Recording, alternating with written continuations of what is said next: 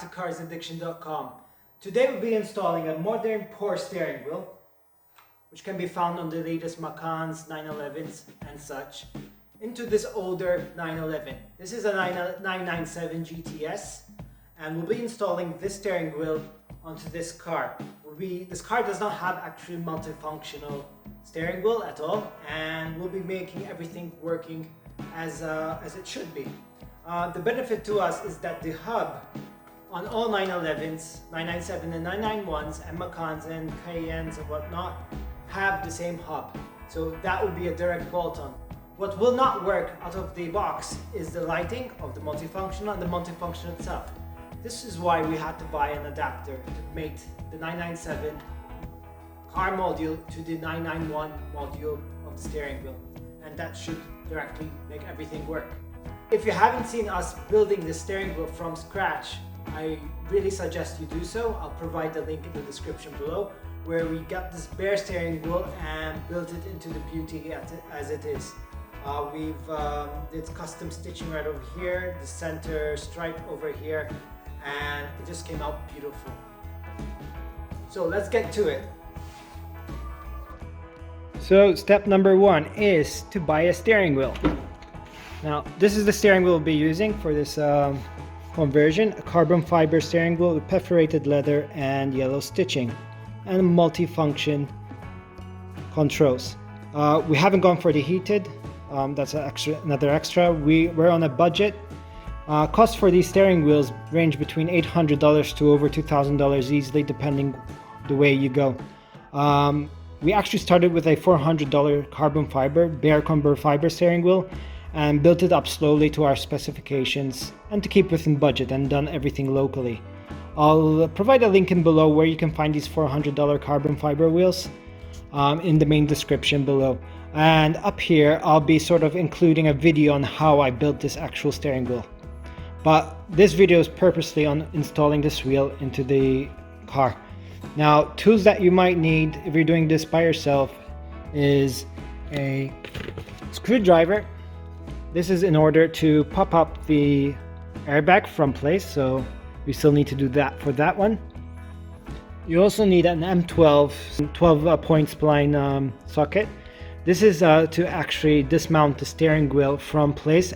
There's a screw behind that airbag, so you'll need this. Again, I'll include this into the description below where you can find one to buy. Now, like I said, the airbag is different, so you have to make sure to get the airbag, different diameter. I also forgot to mention, if you'll be programming this yourself, you also need a programmer tool. Now, I'm going to be using this for the first time, and more info about that later in the video. In the meantime, I'm going to share all the links to the tools in the description below, so make sure you find them and be sure to have them before you start something like this. Now, before we start, we have to make sure the wheels are straight. We're going to be removing the wheel, so straight wheel, straight steering wheel, so make sure you put in exactly the same way. We don't have alignment issues and that annoying off-center steering wheel, so make sure the wheels are straight before you disconnect anything. Next step, make sure you have windows open, because we're going to be disconnecting the battery. Okay, so the reason why we disconnect the battery is we're going to be dealing with the airbag unit, and we don't want any mishaps to happen while we try to install, or any check engine lights coming up. So just disconnecting it and leave it disconnected for like about 15 minutes is more than enough to start working. So that's off. Pro tip, just to make sure you get access back to the battery, not lock yourself out, just put a cloth over the latch over there, so that for sure we can get back access back to that. Step 4 is actually getting your screwdriver and finding the point that's beneath the steering wheel. Now, our screwdriver was too short, so maybe a tip for you guys is to get an Allen key and feel that through. There's no need to actually be a screwdriver, just as long as you get into that clip and release the thing, like as so. So we're using a flat screwdriver. We're just going to lift those tabs up and disconnect the airbag. So we've disconnected the airbag, and now we have that special socket that I've been talking to you about.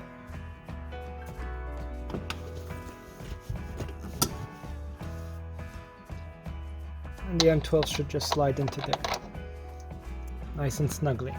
Now you want to make sure you have the right tool over here. You don't want to break anything here. You also want to make sure you don't lose these springs so you can reassemble your old wheel in case you want to resell it or refit it later. So with any other car, what we're going to do is put in a market there so we just make sure we're centerized. If we ever come with the same steering wheel onto the car. Okay, so we're about to move this bolt right over here. We've locked the steering wheel so that we can actually make some force onto it because it's a bit tight on there. Then we'll just put in the key and hopefully reset this to the center. Okay, so we cannot actually relieve the steering wheel to go back into center position, but at least we did a marker, so that T over there is the center of the wheel, and that should stay with the car. So if we go into the new steering wheel, we should have that T as well, right over there. So that center point has to align with our new marker. Okay, so all's left is just to slide out the steering wheel.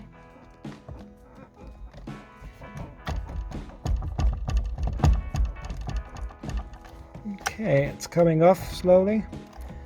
Before I do so, I just need to unclip this right over here and it should just come off. Make sure that these springs stay intact because you don't want to lose them. Hopefully this new steering wheel should just slide in perfectly. Now we'll align the clip into the old one. Okay. Just make sure we're going to get that center point there. We don't want any alignment issues. That is there, spot on. And we want to make sure this is clipped in so we get our electronics working. And that's a nice click. We do have our airbag connectors here. That's going to get connected. And our adapter is already installed here to make everything work with the older car. So what next is to put in the bolt. Okay, we have our bolt nice and tight. We do have this connected. That's getting nowhere. Next is to align the airbag to the color coordinate connections right over there. And then all we just need to do is start the car, make sure we don't have any error lights. Okay, we have it finally in place and the wheel's looking amazing. So amazing how all the yellow matches up, the body color does and everything. And we have the carbon fiber trim in our car that matches up as well. Now, what is left is actually to connect the battery and have it programmed. So we get the multifunction working, and actually that's it. It should work off the clock. We should not get any error messages. And we should also get the lights on the multifunction display on. Okay, the moment of truth. Let's connect the battery. Battery connected. Okay, the battery is connected. We still haven't programmed it, so I'm just curious on how it's going to react. That's straight now. Okay. Let's turn on the lights.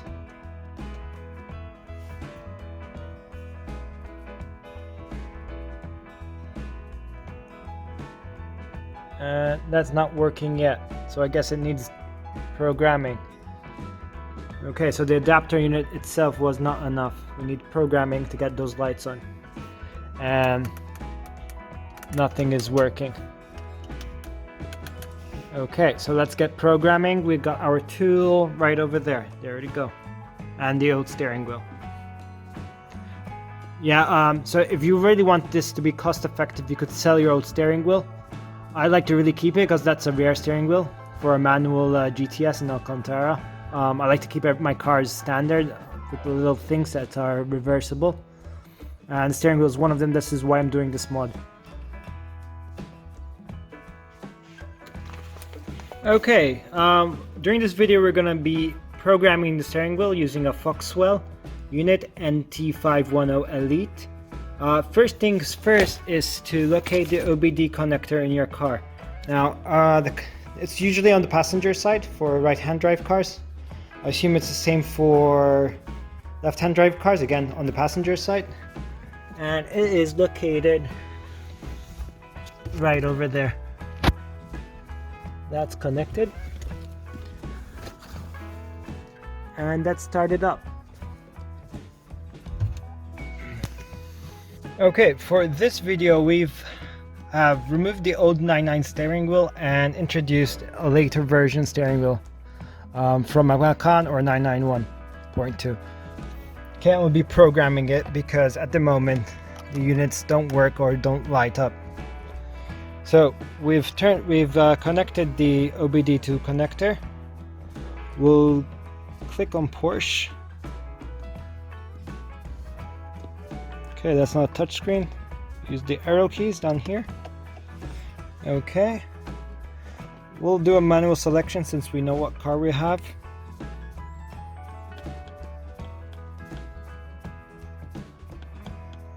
So we do have a 997, it's on the list. Enter.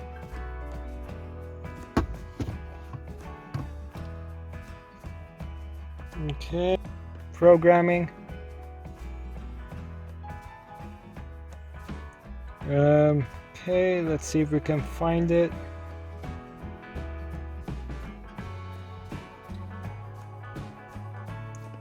Might be in here.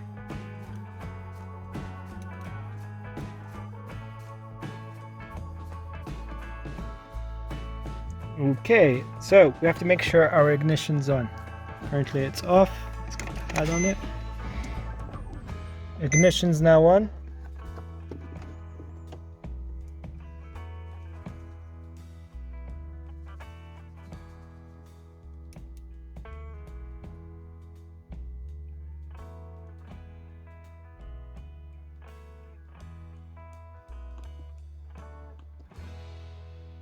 Okay, we do have a lot of features on this. For the price it is, it's quite useful. Okay, I want the multifunction steering wheel. Okay. I'm guessing it's this one. So the multifunction or sport launch display. F1. Go ahead and install it, please.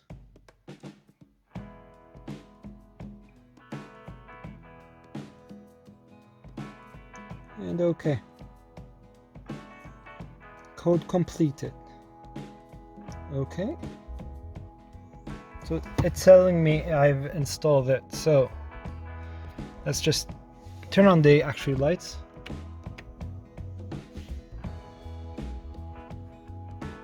Okay, we do got lights now.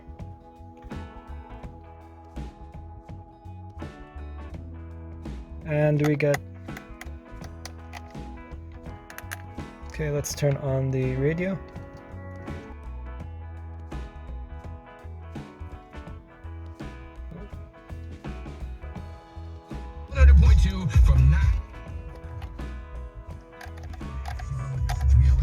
And yeah,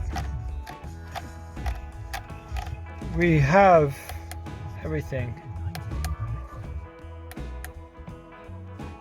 So we got the volume, we've got selection, back to the radio, okay, and telephone.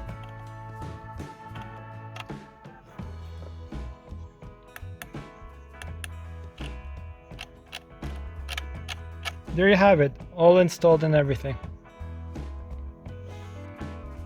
Okay, so I've managed to install everything using the Foxwell NT150. Brilliant job. There we've got the lights illuminating.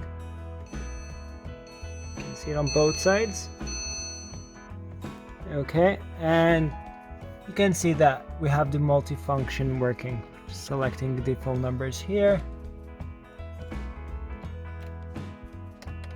And I guess pressing the telephone will start dialing. Great, we got a lovely steering wheel, matching carbon fiber.